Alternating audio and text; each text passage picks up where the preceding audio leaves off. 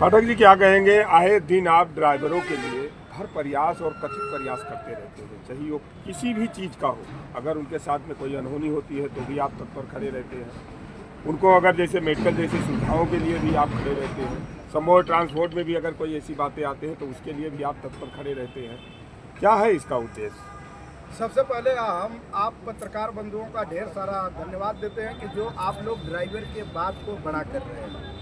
दूसरा विषय यह है कि ड्राइवर आज रोड के ऊपर अनेकों प्रकार से पीड़ित है। ड्राइवर को कहीं कोई व्यवस्थाएं नहीं मिल पा रही है। इस सिचुएशन को लेकर के मैं पूरा व्यावसायिक ड्राइवर एकता सोसाइटी जो संपूर्ण भारत में उसके पदाधिकारी काम कर रहे हैं उनका आभार व्यक्त करते हुए देश के ड्राइवरों को यह मैसेज देना चाहूँगा कि अब वह दिन दूर नहीं कि जब हम लोग पूरे देश में ड्राइवर को सुरक्षित करा देंगे।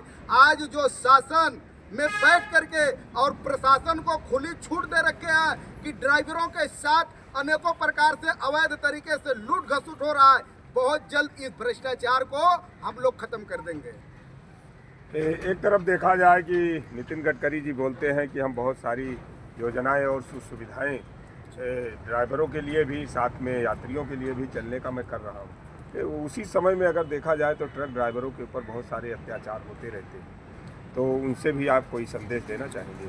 सबसे पहले मैं देश के परिवहन मंत्री श्री नितिन गडकरी जी का जो बयान देखता हूं, जो उनका वक्तव्य देखता हूं, ईमानदारी और सत्यता उनका जो है ये एक बहुत महत्वपूर्ण है। पर बहुत सारे कार्य उन्होंने अपने यहाँ से तो लॉन्च कर देते हैं। जो निचले स्तर के लोग हैं वह सुविधा केवल कहीं ना कहीं कागज में और सोशल मीडिया पर रह जाता है, वह सुविधा लोगों तक नहीं पहुंच पाता है। यहाँ पर सैकड़ों ड्राइवर हैं, आप इनसे स्पष्ट करिए क्या आप लोगों को टोल नाके पर हर जगह शौच का व्यवस्था मिलता है? नहीं मिलता है। रोड के ऊपर कोई भी प्रशासन अवैध वसूली करने लगता है कि नहीं करने लगता है? तो यह नितिन गडकरी जी के मैं उनके नहीं कहना चाहूँगा, उनके पर मैं ये शिकंजा नहीं कस रहा हूँ, लेकिन उनको इस पर बहुत जरूरी है संज्ञान लेना कि जो ड्राइवर के साथ अनेकों प्रकार से भ्रष्टाचार हो रहा है और वह तो अपने यहाँ से योजना दे रहे हैं लेकिन ड्राइवरों तक नहीं पहुँच पा रहा है, ये बहुत दुर्भाग्यपूर्ण है।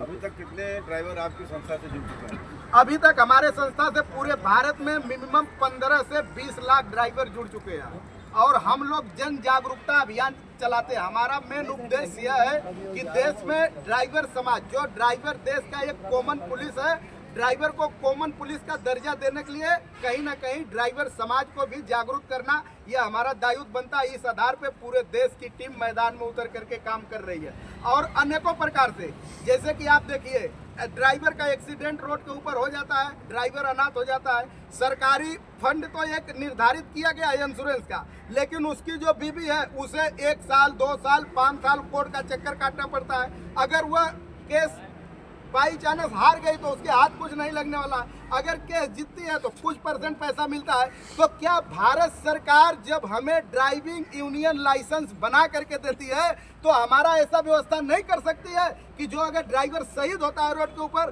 तो उसके परिवार को तुरंत 20 लाख रुपए का ऑन द स्पॉट 1 हफ्ते के अंदर चेक दिया जाए सरकारी विभाग से?